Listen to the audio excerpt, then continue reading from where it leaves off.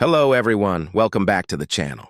Today we're diving deep into a story that's changing the course of the war between Russia and Ukraine, not through diplomacy or sanctions, but through what Ukraine's intelligence calls flying sanctions. For months, Ukraine has been targeting Russia's oil infrastructure, but the latest strike marks a turning point. This time, Ukraine didn't just hit refineries, it hit the very veins of Russia's energy system. A pipeline network so crucial that without it, Russia's military and economy could soon start suffocating. Ukraine's strategy has evolved dramatically since the early days of the invasion. In the beginning, most of the strikes focused on the front lines, troop positions, supply depots, and weapons storage sites. But as time passed, Ukrainian military intelligence realized something vital. The true strength of Russia's war machine doesn't only lie in its soldiers or tanks, but in its fuel. Every missile Russia launches, every aircraft that takes off, every convoy that moves forward, all depend on fuel. So Ukraine changed tactics. Instead of just fighting Russian forces on the battlefield, it began hitting the energy network that keeps those forces alive. This approach has been devastatingly effective. The latest and most symbolic example is Ukraine's successful drone strike on the Koltsovoy, or Ring, pipeline. This massive 400-kilometer pipeline runs through the Moscow region, connecting several of Russia's most important refineries, including those in Ryazan, Novgorod, Nizhny, and Moscow itself. It carries millions of tons of gasoline, diesel, and aviation fuel every year, fuel that powers both Russia's economy and its war effort. By striking this target, Ukraine didn't just damage a facility, it delivered a direct blow to Russia's ability to move fuel across its own territory. According to Ukraine's military intelligence, 3 lines of this critical pipeline were destroyed in a precision operation carried out on October 31, 2025. The strike was so successful that Russian emergency services couldn't save the pipeline from going offline completely. For a country that depends on oil and gas revenue for survival, this was like cutting off oxygen. Ukraine's Defense Intelligence, or HAWAR, proudly announced the success on Telegram, describing it as another example of how Ukraine can hit Russia where it hurts the most. The idea behind these operations is simple but brilliant. Ukraine is turning Russia's biggest strength, its vast energy industry, into its greatest vulnerability.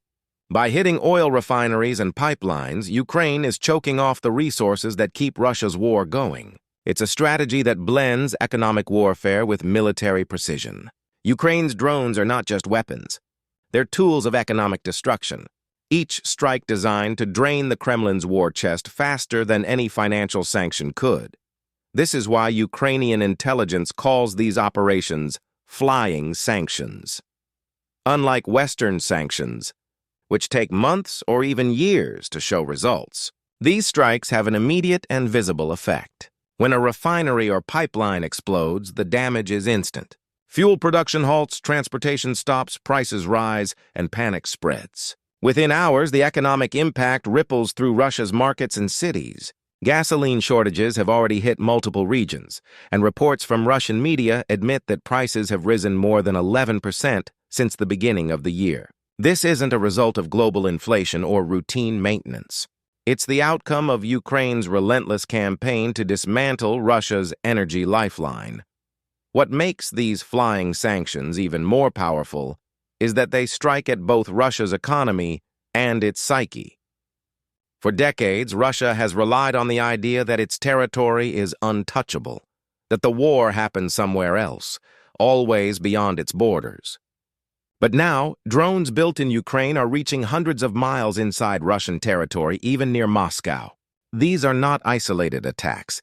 They're part of a pattern. Each explosion reminds ordinary Russians that their government cannot protect them, that the war they were told was distant has arrived at their doorstep. From a financial perspective, the results are staggering. Western sanctions, according to the UK's Foreign Office, have cost Russia around $450 billion since the invasion began, averaging roughly $120 billion a year. But Ukraine's drone strikes, according to estimates from the Kyiv Independent, have already cost Russia about $74 billion in just the first 8 months of 2025.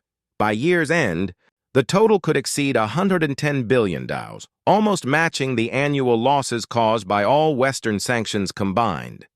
The difference is that Ukraine's strikes do not just restrict financial access.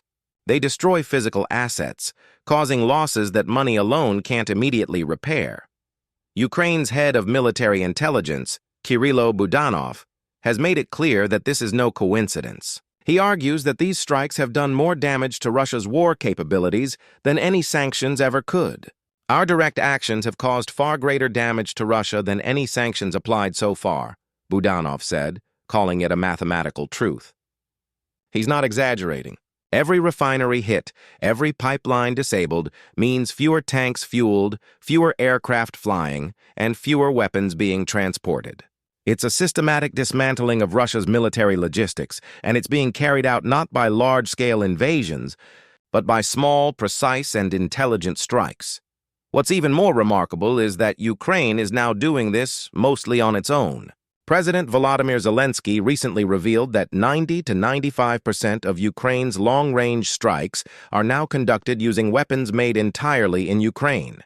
That means Ukraine no longer depends heavily on Western-supplied missiles like Storm Shadow or ATACMS for these deep operations. It's a sign of technological maturity and self-reliance. Ukraine has built its own drones, some capable of flying nearly 1,000 kilometers, able to reach targets deep inside Russia. This domestic capability gives Ukraine freedom of action that sanctions or aid restrictions can't take away. Russia, on the other hand, is struggling to respond. The Kremlin insists that fuel shortages and rising prices are due to seasonal demand or refinery maintenance, but these excuses are falling apart under public scrutiny. Russian citizens waiting in long lines at gas stations or paying inflated prices can see that something is deeply wrong. They hear explosions in their own cities. They see footage of fires at refineries that were once thought to be secure. The illusion of control that Vladimir Putin's regime built over 2 decades is starting to crack. These flying sanctions are more than military operations. They're psychological warfare. They expose Russia's weaknesses, disrupt its economy, and shake its people's faith in their leadership. They also send a message to the world. Ukraine is not a passive victim relying only on Western aid. It's an active player capable of reshaping the battlefield far beyond its borders. Each successful strike demonstrates innovation, resilience, and strategic intelligence. And perhaps most importantly, these strikes have begun to change how the war is perceived internationally. For many months, Western countries debated how effective sanctions truly were. Now they have a front-row seat to a new kind of sanction, one that flies on 4 propellers and strikes with surgical precision. These drone operations show that Ukraine can impose its own economic penalties on Russia, faster and more visibly than the international community. As winter approaches, the pressure inside Russia is set to intensify. The country is already facing fuel shortages, power cuts, and a falling currency. If Ukraine continues to hit vital energy facilities, the consequences could be catastrophic for the Russian economy. Factories will slow down, transport will become difficult, and military logistics will suffer. The Ring pipeline strike is just the beginning. With new Ukrainian missiles like the Flamingo and Ruda now being used, future attacks could go even deeper and cause even greater disruption. Ukraine's flying sanctions have proven that modern warfare is not only fought on battlefields, but also through economic and psychological pressure. The combination of drones, intelligence, and strategy has created a new kind of weapon, one that doesn't just destroy targets, but undermines an entire system from within. For Russia, this means that every refinery, every pipeline, every energy hub is now a potential target. For Ukraine, it means a new form of leverage that could finally start to turn the tide of the war. In the end, these strikes are more than explosions. They are messages written in fire across the Russian landscape. Messages that say, Ukraine can reach you, Ukraine can hurt you, and Ukraine can weaken you in ways that no sanction ever could. And as long as the flying sanctions continue, Russia's war machine will keep bleeding fuel, money, and confidence. That's the power of Ukraine's new strategy. Simple, focused, and brutally effective. It's not just about hitting oil facilities. It's about hitting the foundation of a regime that thought it could outlast everyone. And as the strikes continue, one thing becomes clear. The sky is no longer Russia's safe zone. It belongs to Ukraine's drones.